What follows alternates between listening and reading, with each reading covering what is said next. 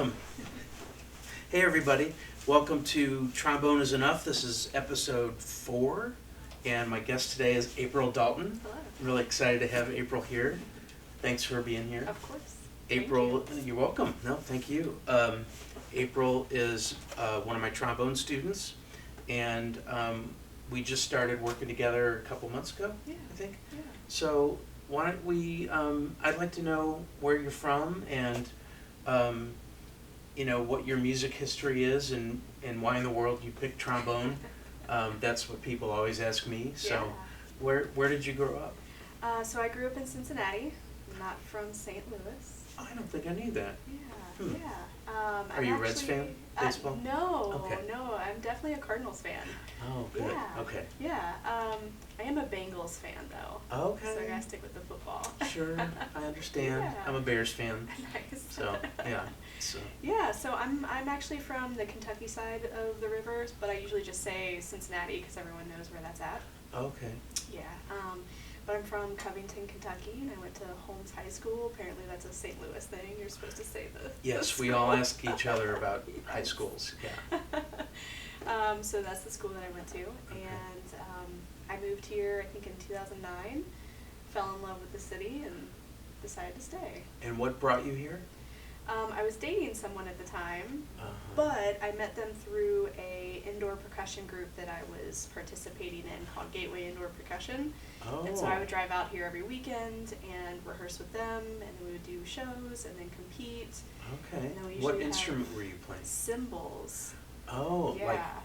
like those? Yeah, cymbals. Okay. Like all the flippy flips and the shiny Oh, stuff. And like acrobatic flipping. stuff, yeah. Wow. Dance and everything. What do you mean by acrobatic? Like Doing rolls and tumbles and backflips and stuff with cymbals with the on. cymbals Yeah. in your hands? Yeah. You're It's kidding very me. dangerous. Yeah, it sounds really dangerous. Yeah, but it's a lot of fun. Was this post high school or is this during college or what? For me, I was 21 when I did it. There's Okay. usually an age cutoff, usually Okay. with some of the groups that I participated with, which is 22. Oh, but you okay. can start at 15 and then they cut it off at 22. Is that because you get too smart to be rolling around and Right. around and doing somersaults Breaking with? bones, Yeah, right. You get too wise. Pulling muscles, yes. Right. That's funny. Yeah. So you were commuting to St. Louis Yeah. for those rehearsals. Yeah. And how big was that group? Ooh, I would say maybe 25 people. It's very Oh. small. They do it in a gymnasium, and so they have a big tarp down because they're supposed to be a specific size that you're only supposed to do a show on. Okay. So think marching band, but it's indoor and it's only percussion or it's only color guard. There was no horns or winds at the time. Okay. Now there is. Oh, okay. In the same sport. Yeah. Thing. Yeah, it's a Okay. lot smaller, and so it's more theatrical, and so obviously it's musical, but usually they judge a lot on like your visual component, so the flashy stuff and Okay. the story that you tell and all Oh. the really cool dance and stuff that you do with it. What would have been a typical program length? Like, I think it's about 11 minutes is the cutoff. okay. Yeah. Is that like 2 or 3 different songs, or is it one long? Yeah.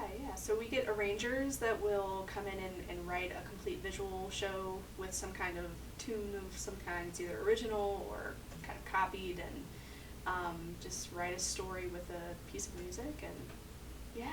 Huh. Yeah. So, It's interesting. so this is after high school. Were you Mhm. a percussionist in high school?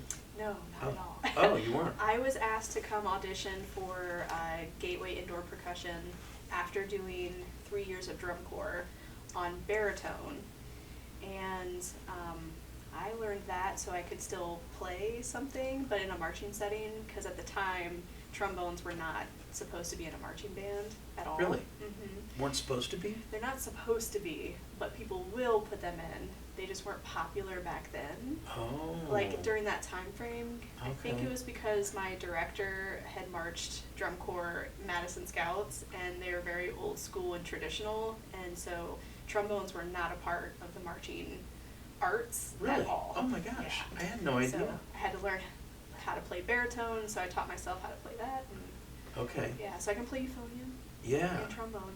And valve trombone. Mm-hmm. And I've I've never actually got to play one before. Oh. I know. Well, I'm I missing mean, out. you're missing. Yeah. I mean, valve. If I knew valves, I would be playing a valve trombone. Right. I've tried. I had a valve trombone when I was in I would love college. to play that. It's you know valves. Mhm. I've tried to learn valves. I can't. Haven't figured out how to make my brain work with Sure. valves, and so I gave up quickly any time I tried it. So I even had a tuba for a while and really wanted to play tuba. Yeah. It was an E-flat tuba. I didn't know that when I bought it. That was hard enough for my brain. Right. And then the valves. So never really could get valves, but I admire, your ability to do valves. Do you still have a baritone horn or a euphonium? I Or do. I have a concert euphonium and a marching baritone. Wow. Yeah. Okay. I Do you don't. ever use them? I don't need them. Well, I need the euphonium because sometimes I'll do community band stuff or sit with a community college and play with them. Okay. And do that. Usually they have way too many trombones, so I'll fill in for the euphoniums. Oh. Because there's only one person usually. So they have too Yeah. many trombones, Mhm. and they need the balance. Yes. Okay. Yes. That's pretty funny. Yeah. So in high school, then going back to high school, Mhm. you were primarily brass. I played flute actually. What? Oh. Yeah. Okay. Did I miss that? Okay, so you were a flautist Yes. primarily. Yes. Did that go back to elementary school or? Yeah, so we went to a meeting to, see all the instruments that were available. I wanted to play saxophone. I was a huge fan of it. Yeah. And my mom said no. She said it was too expensive. Oh. I know. But then she did say that she wanted me to play flute so I could be like Jethro Tull. That was her dream. And That's so I great. just went with it Okay. and hated every minute of it. Oh, hated jeez. flute so much. Really? I had fun. Did you learn doing aqualung it. though? Yeah, mostly. I hated every moment of it though, and so no. much that I quit band. Yeah. Why did you hate it so much? I don't know. Like I could play it, everything Yeah. was fine, read the music. Fingerings were okay? I just didn't enjoy it. Hmm. It wasn't my thing. Okay. Yeah. So I quit band in the 9th grade, and a semester later, my band director was like, "Please come back. I'll show you something else, but please come back." Well, that's nice. So he gave me his trombone to take Oh, home, okay. and just wrote down some basic fingerings and slides, and showed me what they were, and then I wound up teaching myself how to play trombone. Okay. So that was what year? Sophomore? Junior? Yeah, late freshman year. Late freshman. Yeah. Okay. So that's really when you started trombone. Yeah. And it was given to you. It wasn't Mhm. like it didn't come to you in a vision or anything. He said, "Here." Yes, play this, Okay. try it out. And so once we kind of learned how to play the mouthpiece, Yeah. it was pretty simple after that because I kind of already knew music a little bit, Mhm. basics, but I fell in love with it. Oh, you did? I did. Ah. Like, this was the one. Okay, so the best instrument so Yes. far. Yes. Of course. Yes. Of course it is. It just melted perfectly, and so I enjoyed playing again. Nice. Yeah. Nice. And how long then have you so you've played trombone ever since? Mhm. And so when you were coming here to St. Louis for practices, it was all percussion. Yeah. Then you moved here. Yeah. And so tell me about life in St. Louis then. Okay. Well, when I moved to St. Louis, I was mostly focusing on the percussion stuff, and then loved it so much here that I decided to stay and not move back to Cincinnati. And so, everything about St. Louis is just so beautiful because the music scene is almost like a different version of Nashville. It's just so vibrant with a different style, blues and jazz and funk and all that, and totally fell in love with the scene around here. And my first show ever here in St. Louis was a Funky Butt Brass Band show. Funky Butt Yeah. Brass. Okay, right. I think it was at Off-Broadway. My friends, I was working in a kitchen at Wash U, and one of my chefs was like, "We're going out and we're going to go hang out at this place with live music. You should come out with us." So I did, and I had no idea who they were at the time. And so that was my first show. I was like, "Wow, this is St. Louis. What was This is cool." Yeah, what was your impression of Funky Butt? Oh man, they were so talented. Yeah. I couldn't even hang out with my friends because I'm just like, oh my goodness, good. I want to hear more of this. Yeah. Yeah. Well, I don't know if you know, but episode 3 of this show, I had Aaron Chandler Yeah, on, that's awesome. and Aaron Chandler from Funky Butt, and he's a great guy, Yeah. and I love Funky Butt too. It's once you see them live, Mhm. right? It's tasty. Yeah, Yeah. super tasty, super impactful. Yeah, Yeah. absolutely. Yeah, really, really great. Was that with Cody? Was Cody the I don't think tuba so player? at the time. Okay. Yeah. And they had a different saxophone player too. I Yeah. don't remember who it was. Yeah, I'd have to think back. Okay, so that was a while ago. Yeah, a long time ago. But when I moved here, I started college. I started college late. Okay. I originally wanted to go to Morehead State University in Kentucky and yeah. major in music. Okay. I never really thought I would ever do anything with music, Mm.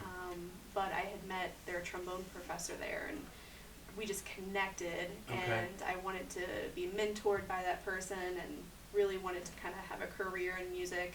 That didn't work out. Mm. So then when I didn't do that, I went off and did drum corps for 3 years, and then did indoor percussion for a year. And so about the time that I turned 21 or 22, I started college here in St. Louis. And where was that? I started at Southwest University, SWIC over in Illinois. Oh, okay. And then I transferred to Fontbonne to get my education degree. Oh, okay. But Great. at the time, I was playing with the community band over in Illinois with that. Oh, okay. Yeah, and so I had met Ed Jacobs, who's the director of music over there. And that's how I met Adam Huckey, because he was like a trumpet tech Also a in professor Funky there. Butt? Yeah. Okay, all right. So that's how I kind of knew them. But I wound up working at WashU as a barista, and then, 10 years later, I became a chef. Yeah, tell me about Yeah. that. That's really a neat career change. Yeah. Well, I've been working in restaurants like my whole life, just, making money. And I wanted to major in business so I could open my own coffee shop. Mm. I'm like in love with coffee. And so, I didn't really go in that direction purposefully. It just naturally kind of happened. So Okay. one day, the chefs needed some help, and so I went to the back of the kitchen and started cooking and prepping and serving, and I never went back to doing coffee. Really? I found my thing. The thing. I found Yeah, the thing. one thing, right. Yep. So what did you do from that point? Did you go to school for that, or? I did not. Oh, you didn't? No. I just got trained by, all my executive chefs, and it's more of a corporate world, with universities and stuff. So, Okay. with that, it was a company called Bon Appetit, and so I worked for them and just kind of, made my way through it. And closer to the end, I kind of wanted to change it up, but I didn't want to leave the food field. And so Yeah. I decided to become a culinary teacher instead. Right. And so now I work at Ladue High School, and I'm the culinary teacher there. And in my free time, I try to play trombone. Right. You're so busy. I see you on Facebook. You're doing so many things, going to see live music, Yeah. big supporter of that, which is Yes. great. And you also posted the other day, it was early in the morning, it was raining, and you were at the store to buy That's my ingredients for job. your class. Yes. And I think you said something like, I hope my students appreciate this. Yeah, So buy me a did- vacation. Yeah, so did they appreciate it? I wanted to ask if they... I don't make it known all the hard work that I do to make them have some fun. I Okay. just get to sit back and watch them have fun and, Yeah. do their thing. Do they enjoy learning about culinary? How do you say that? Culinary? I think originally it's supposed to be culinary, Culinary. but we say culinary. Culinary. Yeah. Okay. So do the kids enjoy culinary experiences Yeah. in school? You High would school. be surprised that those kids find it fun, obviously, but it's a challenge that they really want to step up to. Mm. They want to, know how to chop an onion They do? very quickly without cutting themselves. Really? Or without crying, of course. Okay. They want to know how to make a perfect dessert. They want to know how to build They do. flavor. And I'm like, where are you getting this inspiration? And Yeah. it's usually all the chef shows that you see these days. And Okay. The reality shows. Yeah. What about The Bear? Did you? So I've only seen one episode of it. Oh. And why no more than one? I would love to watch more. I don't have Hulu, so that's why. Oh, okay. Right. I wondered if maybe it's like a stupid show. No, it was fantastic. Oh, okay. The bear is exactly what you think it is. Okay. Or what it's trying to say. My wife and I started it, watched half of the first episode, Yeah. and we had to turn it off. It was so hectic. It reminded me of working in a restaurant, Yeah. which I hated, and we said, okay, no more of this. Well, months later, after hearing everybody rave about it, Yeah. we went back to it and then got hooked and Yes. watched both seasons, like binge. Oh, yeah. But I kept thinking, is this really how it is in the industry? You know, that first episode was perfect because it wasn't too much. It wasn't, you know, the harsh realities of kitchen life so quickly, where it's like drugs and sex and rock and roll and all the things. Yeah. And then serving people at the same time. Right. Yeah. It was a perfect balance of like the stress and the mysteriousness of it and the business side of it, and it was a perfect balance of everything without overwhelming the viewer. Okay. Yeah. Or, you know, you expect it to be really intense, but it's the simplicity of whoever's standing next to you, what are they thinking about you while you're working, and the methods that you're doing, and are they judging you? Yeah. And they are. And how do you handle that? Right. Uh-huh. So it was very well done. Okay. And Neat. I think what made me kind of sad was not the episode itself, but they had mentioned, they showed a book that said Noma, and it was a restaurant that's in Copenhagen. Oh. And so I think the whole story is that he was inspired and either worked at Noma at some point in time, and his inspiration was from this restaurant Noma, which is the best restaurant in the entire world, like modern restaurant. Really? And I just found out that they're closing. I know. So the Oh, moment I no. saw that In episode, real life? yeah. I think the chef had said in an article that it's an unrealistic field to serve fine dining in a fashion that they do. Oh, how Yeah. sad. And it's not so much like the business side. It's, you know, we're destroying the planet. Where So we sustainability is a exactly. big part of just so much more ethical stuff that's involved in running something so intense like that. Okay. So That's something I'd like to look into. Yeah.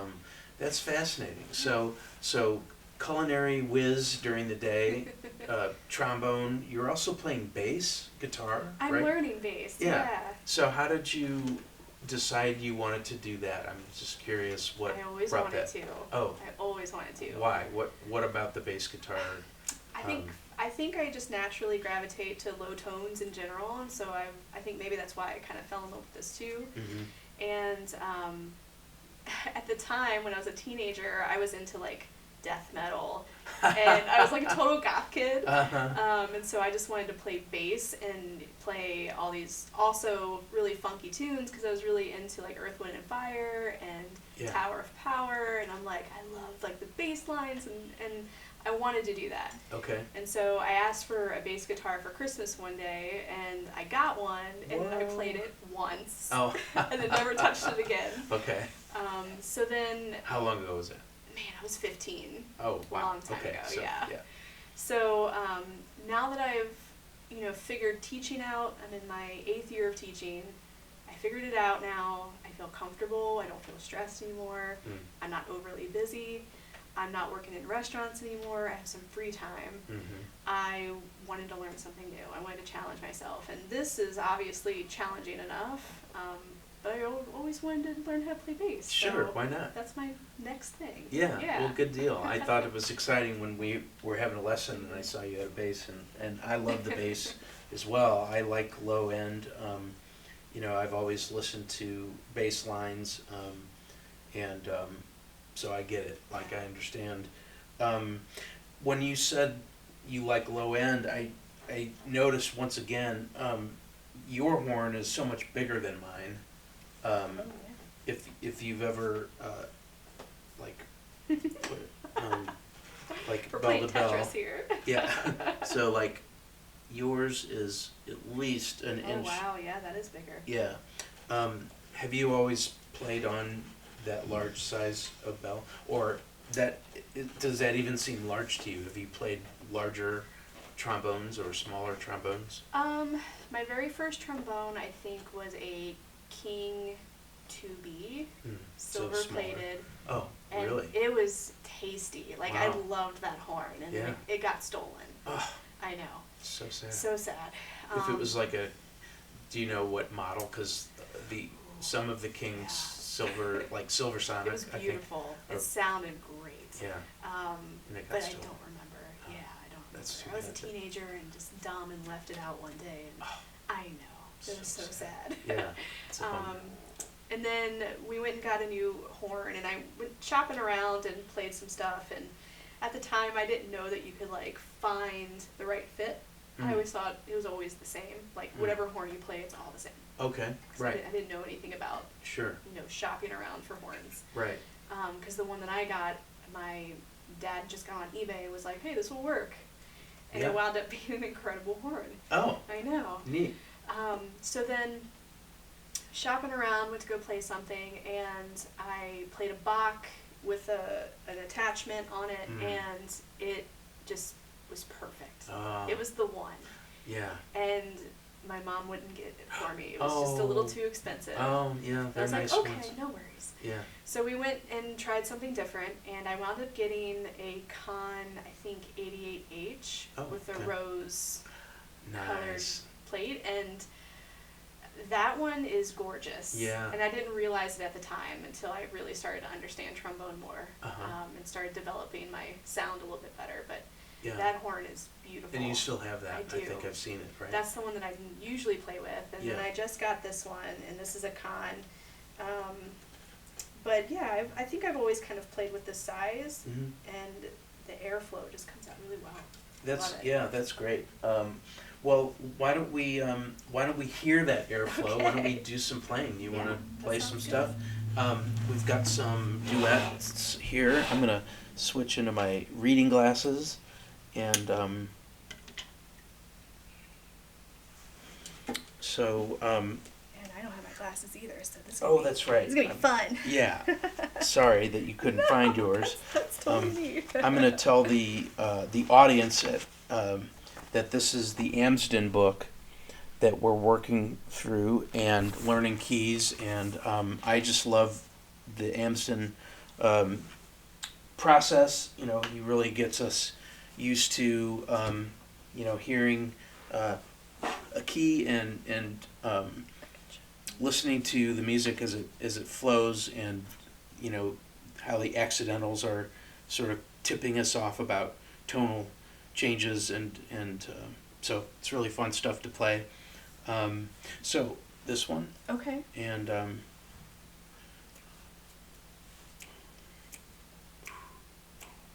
like that. Okay. 1, 2, 1, 2, ready, go. Could we start again? I played the wrong. I was playing. I was playing your line. I don't know why. Okay, so my bad. We'll do that again. 1, 2, ready.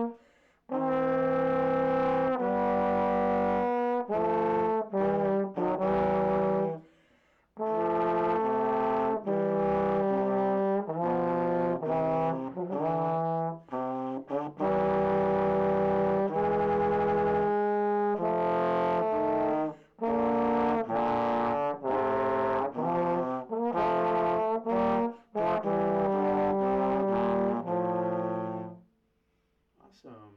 Thanks. That sounds really nice. Yeah, that's great. Okay, this one, Okay.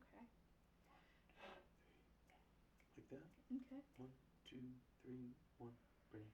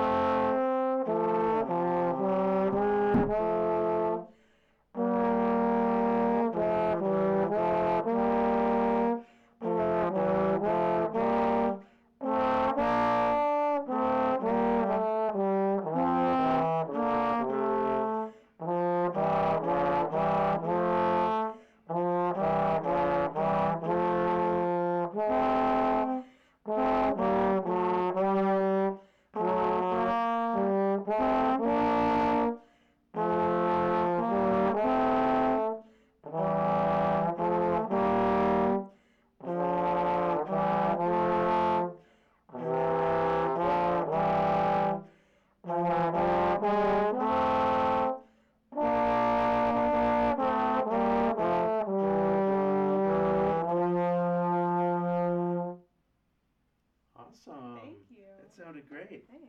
I really like playing through this stuff with you. I'm glad that you're game, that you want to learn this stuff. And thank you for teaching me. Oh, I'm I have it's my absolutely pleasure. no background in, keys and knowing any kind of funky time signatures, and so I'm trying to get better. Well, And you've this been very guy is going to helpful. take us, thank you, this Yes. guy is going to take us into some crazy places with time signatures and keys. And as I've said before, and I hope his family isn't listening, but I think he had OCD. He's pretty nutty. He gets to going on and on and on and on. And when I think that, when I'm writing music in Finale with software, Yeah. I can copy and paste and copy and paste. This guy was writing Just stuff. going for it. Yeah, so he was a busy guy. But I love playing through this with you, so I'm glad that Yeah. you're up for that. Thank you. I So, appreciate it. Well, sure. And thanks for being on the show. Yeah. I really enjoyed This is talking with wonderful.